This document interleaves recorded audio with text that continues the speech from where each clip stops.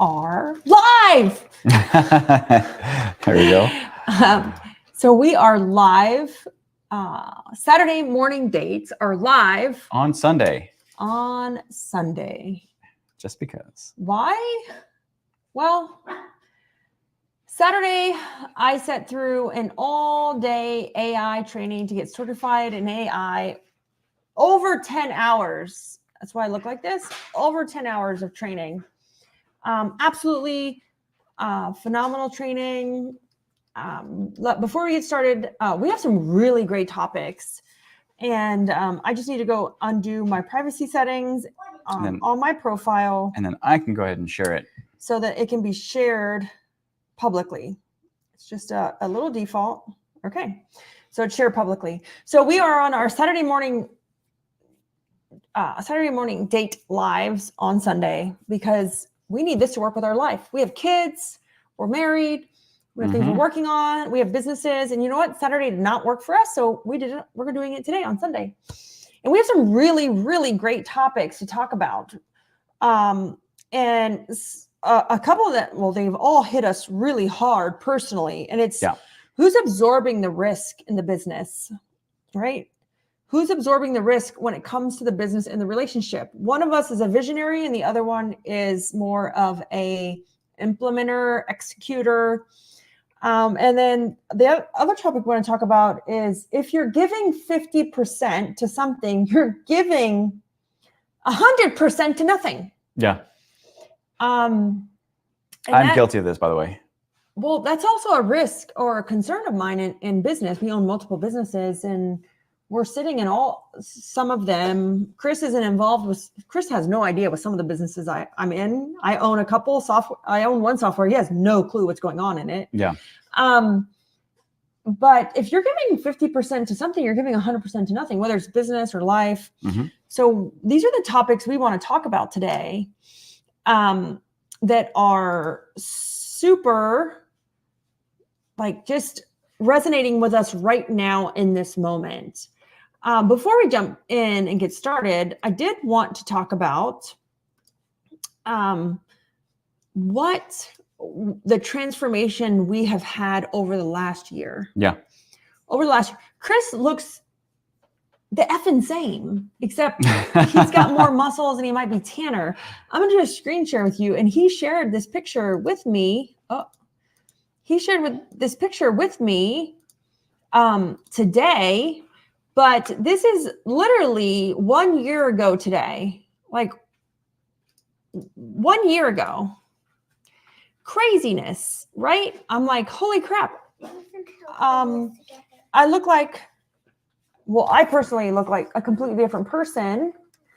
And, you know, Chris definitely looks different as far as muscle mass. I look completely different. Even my face looks different. But it's 100% to do with our health journey. Like, let's put business aside. Let's put family aside. Let's put each other aside. Yeah. It's our health journey. Yeah. No, I mean, shoot, I'm trying to think of where I was the last year.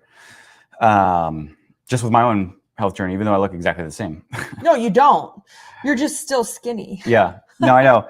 But and by the way, guys, that's our biggest fight is that he's skinny. And when I go to a bar or a club or somewhere or a restaurant, they card me because he looks young. That was like one of our biggest fights. That and he looks young or skinny. Yeah. Yeah. But anyways, you know, champagne problems. Yeah. But anyway, for me, even though it was a different struggle, I know I clued into this before, but really it was just about how I felt, I guess, on, like, I say the inside, how my body felt, how I felt through every day. It was always a little bit like a tug of war with my body.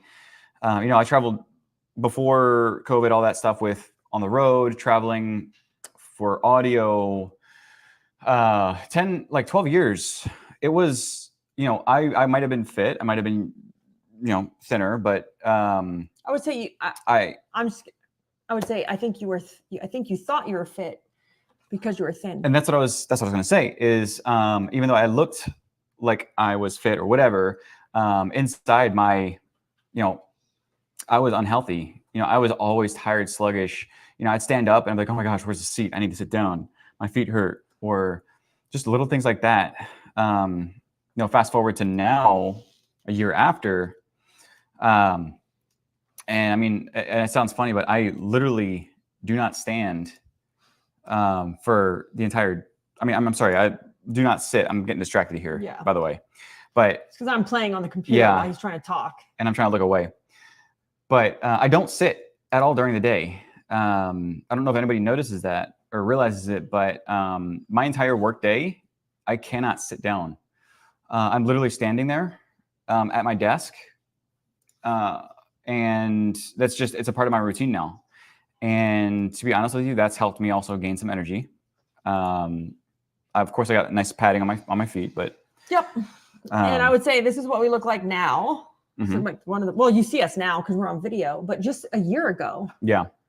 Absolutely different, transformational when it comes to our health journey and like what we've done and what we've focused on. And whether you're struggling with keeping weight on or you're struggling with keeping weight off. Yeah. I think the struggle is still, it's still relevant, mm-hmm. right? It's still a struggle. But anyways, we just wanted to show that picture because he showed it to me today. And I was like, oh, I actually have a jawline now. Like, ooh. So that's great. And so we want to talk about the things that we brought up and, which was, who's absorbing the risk in the business is one. And if you're giving 50% to something, you're giving 100% to nothing. Yeah. So let's talk about who's absorbing. Oh, go ahead. No, I was going to say, by the way, I see Nevin here, who's actually an audio friend from Maryland. So if you're an audio friend from Maryland, Chris asked, oh my gosh, the speaker output is your MacBook default. And I'm like, Chris, we don't need a speaker output right now. You're supposed to be an audio engineer. Hey, I said I'm retired. I'm like, we're not supposed to have a speaker output. We're just doing it live. There's no interaction. He's like, oh. So he's retired. He's losing his sharpness. Let's just say that. So let's talk about who's absorbing the risk in the business. So I'm a visionary. I'm a CEO. I am a true, visionary leader, risk taker, high level manager. Chris is a great example of an entrepreneur, entrepreneur, or you could say implementer, great COO, CTO, depending on what your business is. And one thing I noticed, and shame on me. So if you're working in the business with your spouse, even with a partner, even with an office manager, whether it's your husband, your wife, your partner, a mutual investor, one thing I noticed is that I was putting that risk, that stress on Chris, when in reality, it does not affect me as much. Why? Because I'm used to it. I've conditioned myself for it. I inherently have the traits to absorb the risk, and it doesn't ruin my life. Right? I've had other businesses. I'm also one older.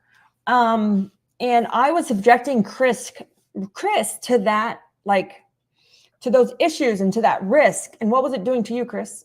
It was sleepless nights, driving me insane. It was hard for me to work, and focus and be calm because I take it all in, and all of a sudden, and this might be the engineering side of me, is I take a problem in to its fullest and start to analyze it and break it down and say, okay, this is a problem that's sitting in front of me. What do I do? How do I fix it? What's the outcome? When can it get done? And oh my gosh, I still have 12 other projects that I'm currently doing. Yeah. So what I want to talk about is for the owners who are working, because this is becoming more and more popular post-COVID, is that owners of small businesses are bringing in spouses, bringing in partners, bringing in family members to work with them in the business. But if you're the visionary, you're not the sole owner, but the owner, you have to remind yourself that they are not made for the risk and the stress, right? And the fast moving, they're not direct. It's the risk taking. They're not built the same way. And we have to make sure that we step back and we realize, oh, like some of this I need to keep to myself. Because go ahead. No, go ahead. Finish it up.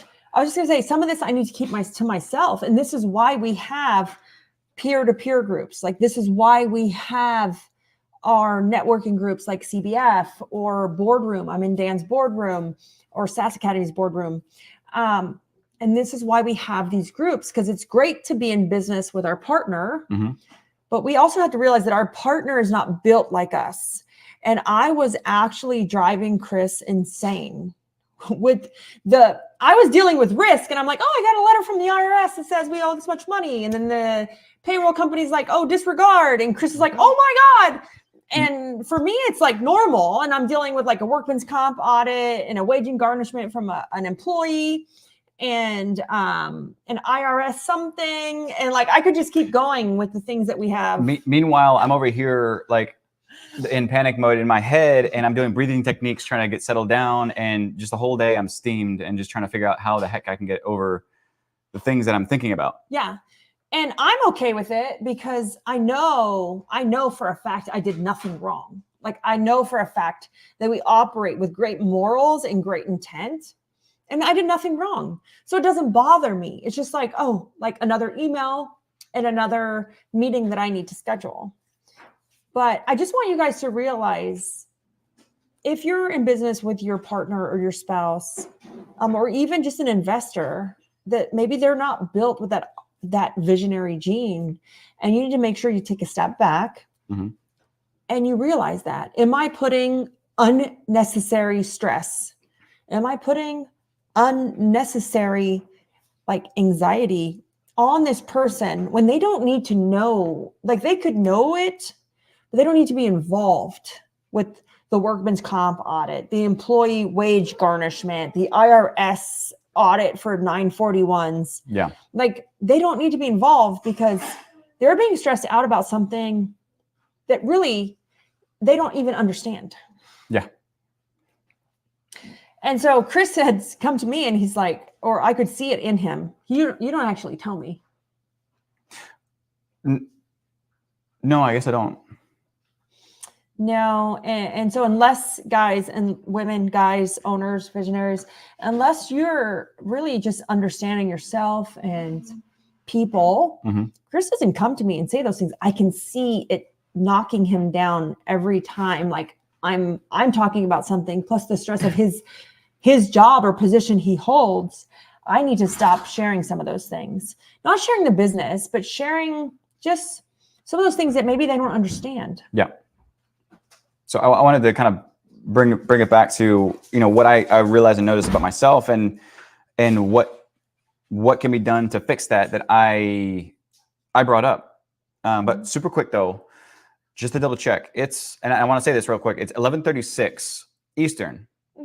And if I'm not mistaken, Sunday, we're inside of football season. So is it 12 o'clock? That's football? I have no clue in football. I don't know. I just wanted to say real quick, I know this is a shift. We're Sunday. And if there's by chance any football, hey, let me bring it back. Just props. Thank you for whoever is watching this right now, because I'm sure that we have Donna and Robert and Teresa and Lizzie and you said Nev, right? Nevin. Nevin. Yeah. Nevin. I can't read. So there's a handful of people. Anything else on this topic? Yes. So on the topic of high stress entrepreneurs and low stress entrepreneurs, what I had to tell Libby was that one is I can't absorb this, but I want to hear it because I want to be involved. I want to be a part of it, to understand it. But there's one thing that she needs to know in how I operate is that because I am a doer and somebody who tries to execute on whatever a visionary does or says or thinks, is that if you bring a problem to me, I'm going to take the problem in 100%. And what I'm going to try to do is figure out the best possible outcome no matter how much stress that involves. But sometimes you can't fix the Right, problem. right. So what I told her was, I was like, what needs to happen, and I've seen this before, what needs to happen to avoid this is, one, is not to take it away or hide it or not say anything, because that also messes things up for you, because again, that creates that imposter syndrome if you can't let it out or express it or share it. But what I need from you is closure on an idea, closure on a topic, where if you say something, I need to know at the end, and just a simple, brief, round out phrase that says, but don't worry, I got it from here. Or, but this is for later. Like, go ahead and drop it. We're good until next week. Simple, brief statements like that literally reset my brain. So anything that I was just thinking is now kind of dumped until later. Well, I don't know that I have it, because you're like brief statements like, oh, Yeah. I got it from here. No, I know, but I'm just saying, like, It doesn't worry me, but I don't know that I have it. yeah. No, but it's, and let me try to clarify that. It's being able to at least address the situation in terms of urgency. Like, is it now? Is it later? Is it Yeah. next week? So that I have my priorities straight. Yeah. Yeah. And I'm going to tell you right now, we don't know. Yeah. We don't know when you get a letter from the IRS and you're like, you owe $14,000 from like 941. You're like, oh crap. And then luckily you have a great payroll company who will take care of it. Yeah. And I just email it to them, but it's still like, if it's not on them, is it on me? And so sometimes, also that person receiving the information, you have to understand, we don't even know. Right. No, and maybe that's not a good case for, let's say, tax and IRS and that type of thing, because it's something that we can't control. But yeah. Also talking about projects and ideas and things, just be careful on how freely you speak of an idea and how quickly somebody grabs it to implement it. If you're working with a partner or somebody else in the business. Great idea. Spouses that work together, one typically is the primary visionary and one is typically the implementer. So one is typically the man, like runs the show CEO, and one is the executor, like whatever titles you want to use. Titles are overrated. And so I have to be very careful on what I say I want to do or an idea, because he'll go off and try to make it. And I'm like, well, dude, it was just an idea. Or I'll spend too much time on an idea or a project and get way down the rabbit hole and not even realize it. Yeah. And I'm like, it was just an idea. Like, wait. So I thought this was great, because I found that I needed to pull back, and I needed to really make sure that I was aware of what was going on. Yeah. Who is listening to stuff in the background? Okay, sorry. And just make sure I was aware of what the stress I was putting on Chris. So even though you're partners, guys, the people that follow us on our Saturday morning dates and ask us, how do I get my husband on board and how does he follow everything? And now he's practicing the same health journey as myself. How did I get him to do it? I didn't get him to do it. He followed me by just observing. But at the same time, we have to be aware of ourselves and make sure that we're not subjecting to them to unnecessary stress that they're not built for yet. Yeah. I want to say yet, because I 100% believe that Chris can and will be a very successful visionary once he learns certain things. Once I grow up. Once he learns certain things, I do believe he has that visionary tendency. It's just right now, and this is going to sound horrible, he cares too much. Mm-hmm. As visionaries, we're fast moving, we're risk averse. We care. Sorry, not risk adverse, but the opposite. I'm sorry, we're adverse to risk. Wait, what would you say? We're not. You can tolerate risk. We can tolerate risk. We're not risk adverse. And we care, but we're not. We care, but it doesn't slow us down. Like that's the difference.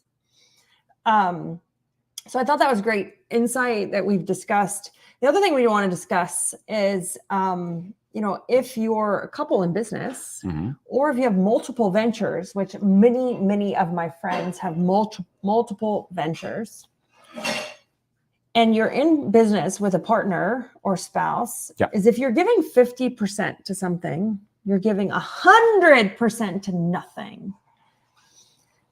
Like, I just want that to resonate with you guys. And please break that down. And like when you say 50%, you're giving 50% to something, 100% to nothing. You're giving, if you're giving 50% to something, you're giving 100% to nothing. What does that mean? Because I'm pretty sure that some people on here are like, well, what the heck? You're supposed to take breaks and clarity and whatnot. And so, oh, I'm talking about managing and running businesses, owning businesses. So there was I can't remember her last name, but her name is Jennifer something, and she works with Cameron Herold. And Cameron Herold is quote is you can't crap in 2 toilets at one time. So he was meaning like you can't do 2 things at one time. And he's the author of Vivid Vision, and I've read all his books. I've taken his classes. I've been coached by him inside of other organizations. And I believe that's true. But this is a very controversial topic.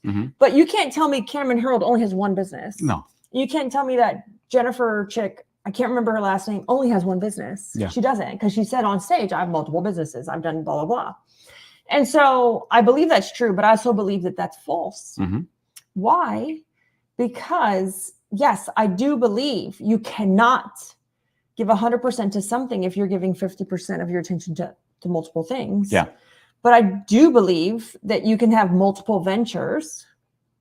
So my statement is like, if I'm giving 50% of myself to Woot Recruit and 50% of myself to Organize It, that means I'm not giving 100% to any one thing. And then we have Service Cart as the ugly stepchild on the side. And I've had this conversation with Chris, and I think this is a valid conversation for partners in business. Is if we're sharing responsibilities, if we don't have our roles completely delegated, like not delegated, but completely defined and specific, and you're just a little bit here and a little bit there and this and that, like, then you're giving 100% to nothing. Yeah. And I feel like right now I'm giving 100% to Woot Recruit because they need it. But then that means the 50% that I'm saying I'm giving to Organize It, I'm not really giving to them. Yeah. It's fake. It's in my head. It's a distant memory.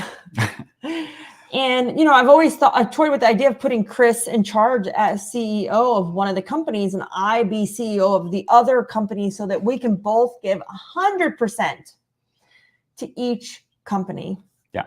And I think it's a lot of it has to do also with intentionality.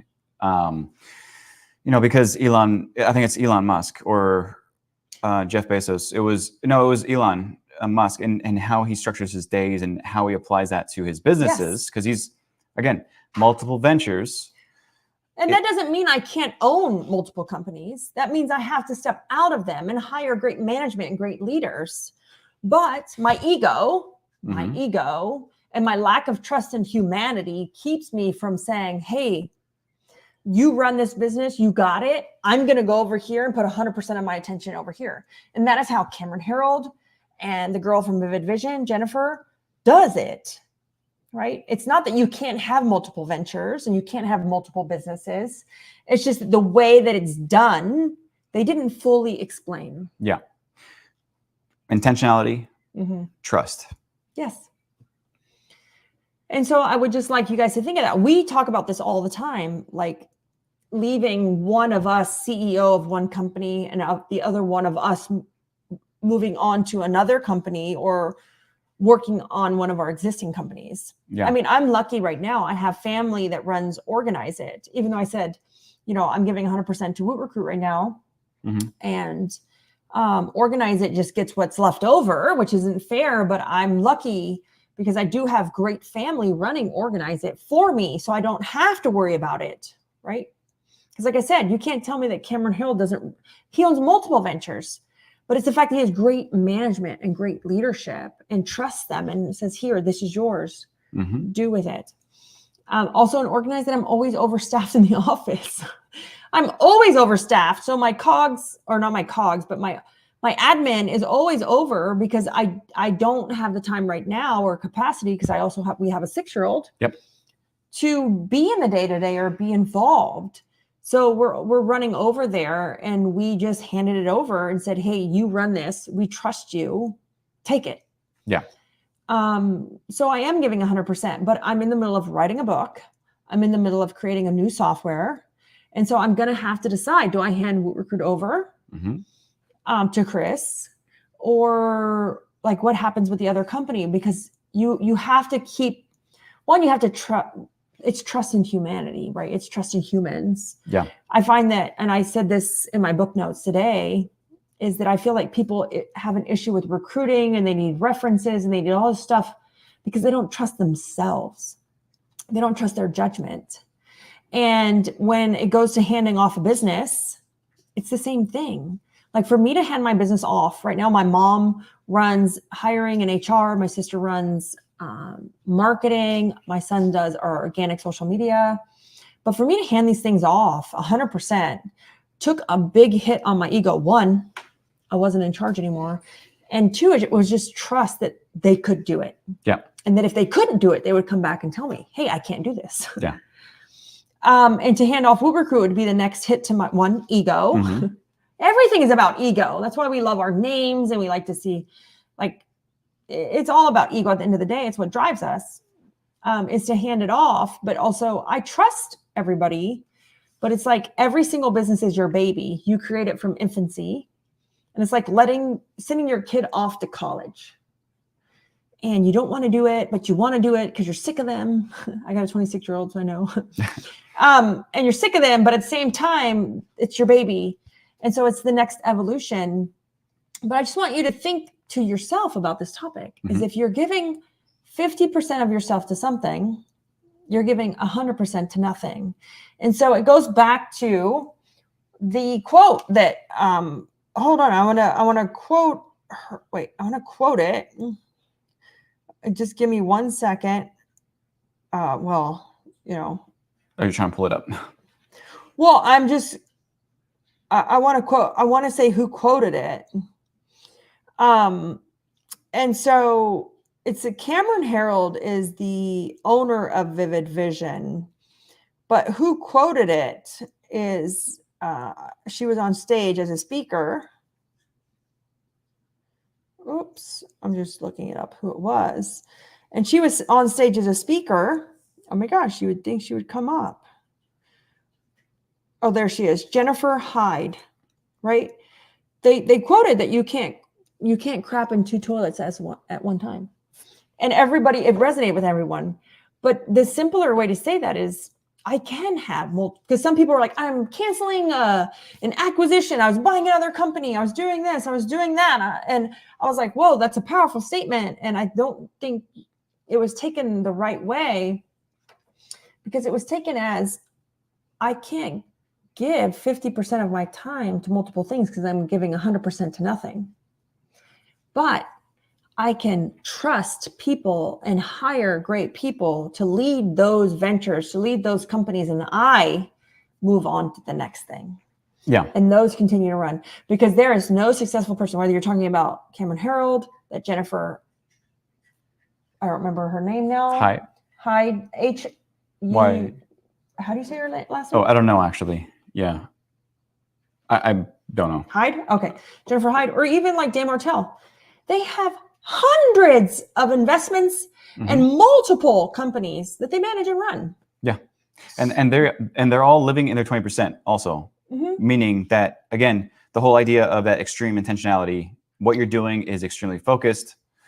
You're going to one toilet instead of two, but at the same time, you can still have 5 bathrooms in your house and use them all equally.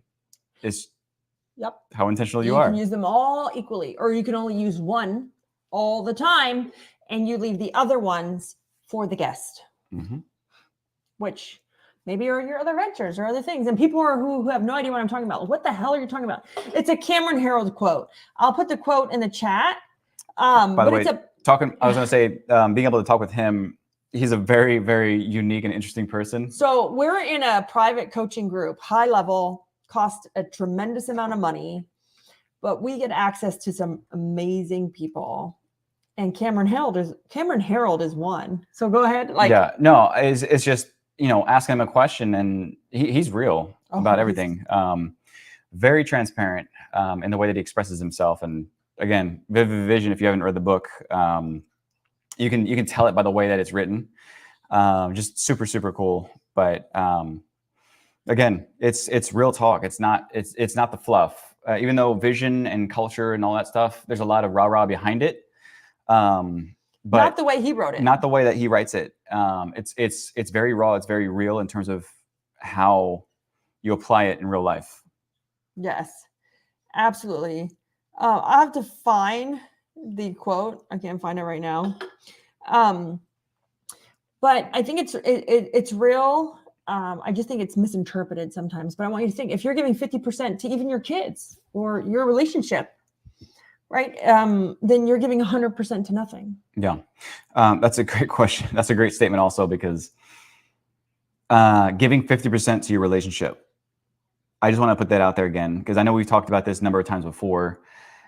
What pops into my mind when I think of 50% to your relationship, let's just say to your spouse, what that looks like in practice, 50% is both spouses are working. They're taking care of the kids. They're shuffling around for dinner. They have their routine through the day. Everything seems grand and great. But at the end of the day, you have not given any time whatsoever, personally, to that other person, intentionally. Which at the end of the day, if you were to look back 10 years from now and say, how amazing was our personal life together, what would your response be? And for me, I try to think about that every single day, to be honest with you. And that's the reason why I also have an alarm set at 5:30 on my phone. Actually, now it's 5 o'clock. And that alarm, it goes off every single day without fail, is to be a great husband and father. And what that means to me is it's that statement to make sure that I don't go too deep down the rabbit hole and give 50% to what is going to be around and what I love. And so I wanted to point that out there, because that's a very heavy topic for me, is giving 50% to people in your life. I'm not a pro at this, because I've failed Yaya and Austin, even Little Bill as well, quite a bit with giving them the full attention. I am trying to now fix that and work backwards and make that intentional, which is why, again, I have it on my phone, 5 o'clock p.m. every single day. Be a great husband and father. And so this is a practice. It's not a mastery for me. I love that. So I think when we say 50% or 100, it's not 100% to one thing in our family or our life, like 100% of everything's going to go to health, or 100% of myself is going to only go to my kids. For my moms out there who make their lunch and write a note and cut the crust off their sandwiches and lay their clothes out. I was that mom. I learned my lesson. That's not how you raise functioning adults. But it's 100%. The capacity I have for my relationship, I'm giving 100% to him. It's not 50% to him and 50% to a relationship online, and another 50% over here, or I'm sorry, like 25 and 25 and 25. Because there's different things, like when it comes to affairs and relationships, like there's emotional, there's online, there's physical. Actually, Cameron goes real deep about this. Oh, if you don't so Cameron Herold, we love him, but if you don't follow him and you haven't read his personal vivid vision, I highly recommend you read his personal vivid vision. In detail. It gets very in detail. Yeah. But I love him. He changed my life. But as far as like your 50%, is even your kids. Like, are you sitting on the couch and watching the next episode of some Netflix series? Or are you giving 100% of the time that you have? Not your total time, the times you have quality time with your kids.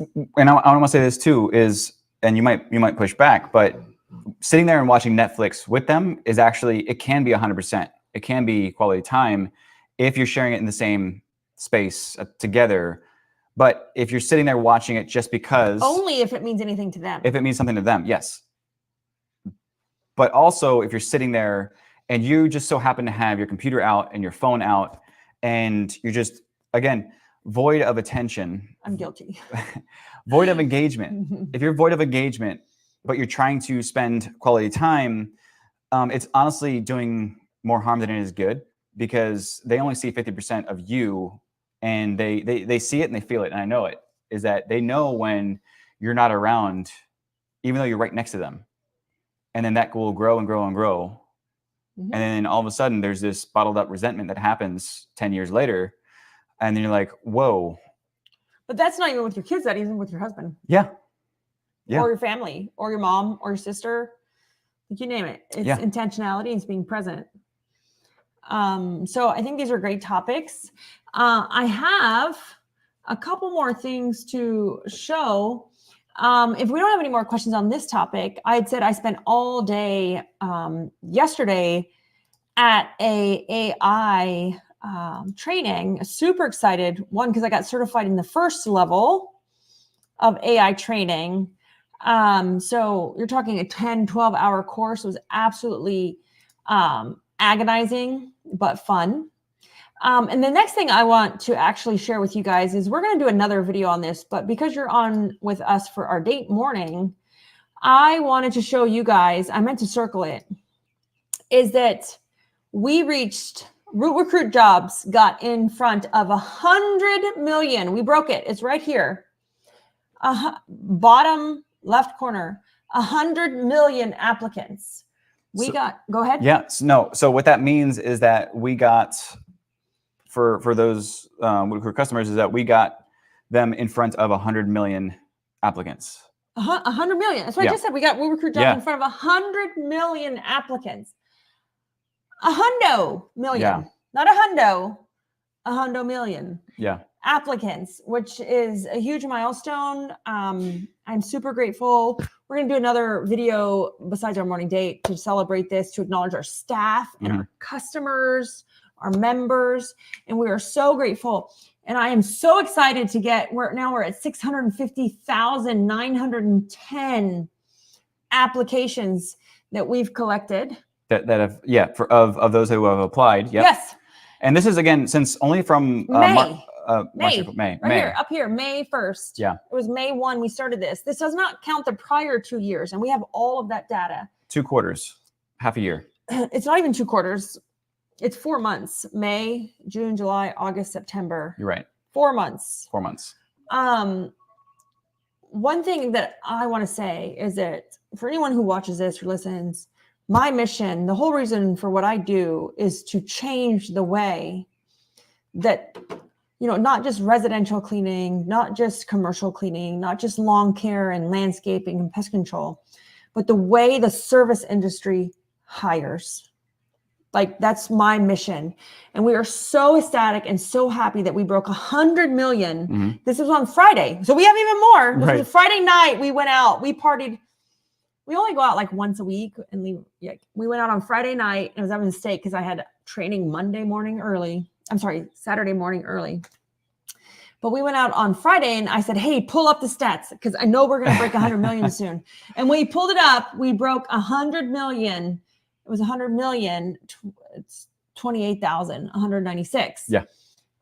We got those jobs in front of our Root Recruit Jobs in front of that many applicants, which for us was absolutely amazing. It's a huge milestone. Our account managers, we thank so much. Our customer service rep, a manager, our lead account manager, our marketing team. And there are so many more great things to come. I'm so excited. Unfortunately, I just need more time, more time to do more. But I just wanted to. I think I see some more. I know this is a little bit off topic, but David Vega. I think he's a tour friend. I don't know, and Nikki Peter.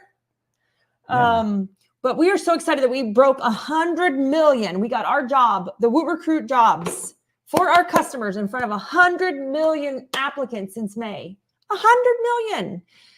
The data.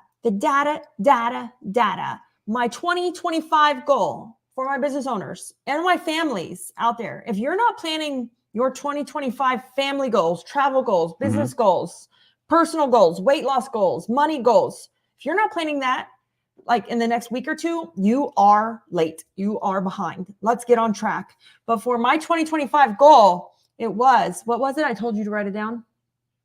2025 goal, or was it bleeding into here? Like obsess over the data. Yeah. Obsess over the data is my end of quarter goal leading into Q4. And my entire 2025 goal is obsess over the data. Because we have 690 applications we've collected. We're 690,000. Just We want to, yeah, we want to break a million. Oh, I have more. That's just since May. Yeah. Since we connected it to HubSpot, and now we've collected and we have dashboards and we're doing all that. But thank you, Teresa, for the congratulations. And we have more. We probably have a couple million, right, applications.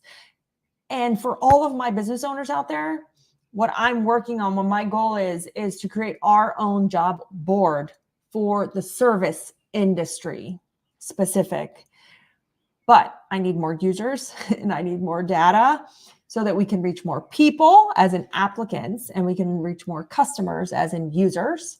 So super exciting. Why? Because I own a cleaning company. I still own mine. And there's a different experience that goes into it when you're talking about jobs and again, like job seekers, people, again, connecting both sides of it. Mm-hmm. It's a different experience, and the general bucket of, you know, some of the job boards out there, it just doesn't resonate with home service or even service businesses, period. Aside from, you know, blue collar.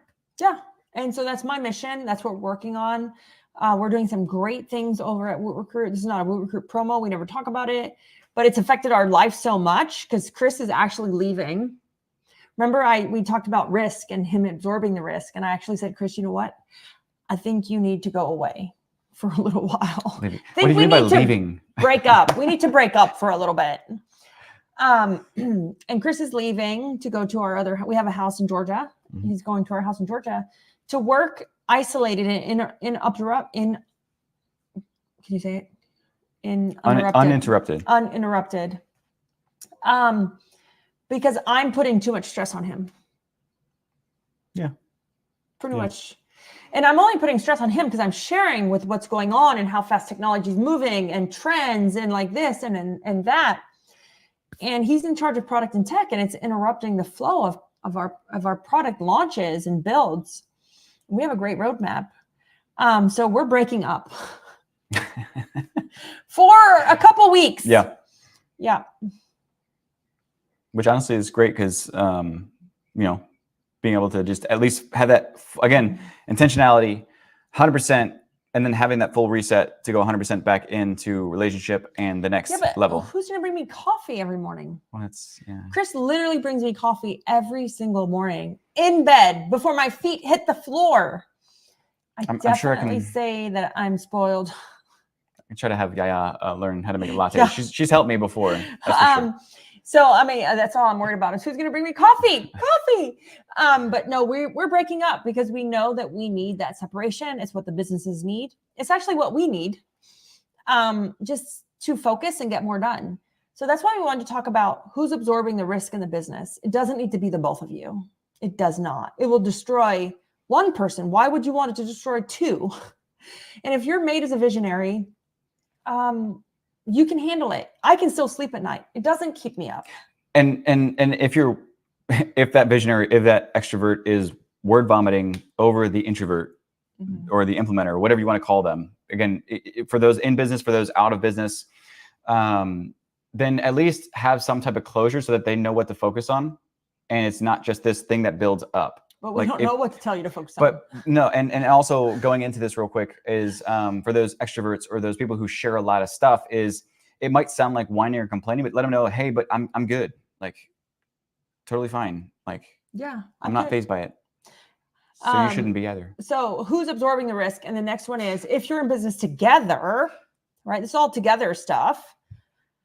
If he's giving 50% to something and I'm giving 50% to something because we're stretched thin or we're doing things, and we're both giving 100% to nothing. So reassess what you're doing, what your roles are, where you're delegating, and roles not as in titles. I just mean responsibilities, right? Or categories that you're working in. That's what I mean by roles. We're not a fan of titles. Because that's true for everything in life. If I'm just giving 50% of my attention as a wife to this and my mother as this and as a business owner to this, then I'm giving 100% to nothing. So just do an audit or an assessment of am I giving 100% or am I not? Are we splitting it the wrong way? Would it be better if you were just in charge and I focused on the kids, or vice versa? Because I see that struggle a lot, especially since post-COVID. A lot of relationships, husbands are coming into their wives' businesses, or wives are coming into their husbands' businesses, and then they don't realize that, oh crap, we have kids. Yeah. Oh crap, somebody needs to make dinner. Like, oh crap, somebody needs to mow the lawn and take care of the house and clean the pool and do all these other things that maybe we could afford when the other spouse had full income. Yeah. And now we've cut it back. Because if it's a personal business, then more than likely you didn't just double your revenue that you're making. It's probably still the same, if not maybe a little bit more, but now that's split. Yep. And so it's a big topic, I think, that doesn't get talked about enough. We've felt that and learned that lesson over the years, because you've been out since 2020. So 4 years now. We've had to learn this and kind of just keep going as we go, and then adjust our focuses on, what's the most important thing now, and what can we each give 100% to, instead of spreading ourselves too thin. Yeah. So it is Sunday. I'm going to let you guys go. We're going to do a big announcement on our page again, and on our business page, about reaching, you guys heard it first here, about the 100 million applications we got in front of for our Woo Recruit customers. But we're going to do another announcement later today. But thank you guys for watching. We will see you. I'm not sure if we'll see you next Saturday, because again, we're breaking up for a couple weeks to just get some work done and work with intentionality. But we will definitely see you again live very soon. Have a great weekend.